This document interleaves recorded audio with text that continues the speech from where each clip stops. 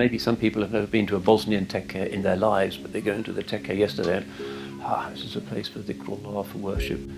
Different aroma, different perfume. The landscape breathes a different fragrance, and that's part of the diversity of Allah's world, and it was always the divine intention that Islam should incorporate that.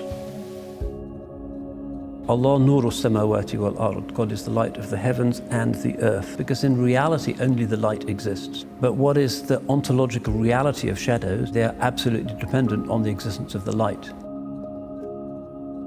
The Tawheed is, by definition, the most universal of principles. We are all subject to the same one God and recognize Him according to the same litany of beautiful names.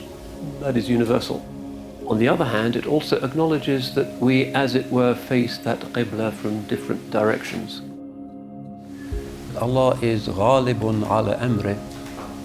He is the all-powerful in His decree, and we need to embrace His decree, the thorns as well as the roses, because it all comes from Him.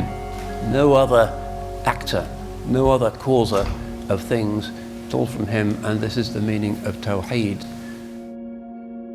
So the whole of life is a kind of metaphor for that ultimate recreation, that we're born, we travel through our life, and then through struggle, through difficulty, through growth, through loss, at the end of it, we can be something new again.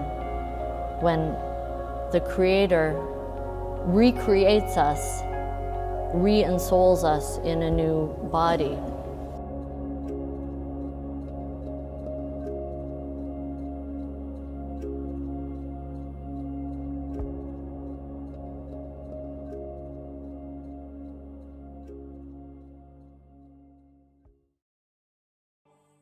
Cambridge Muslim College, training the next generation of Muslim thinkers.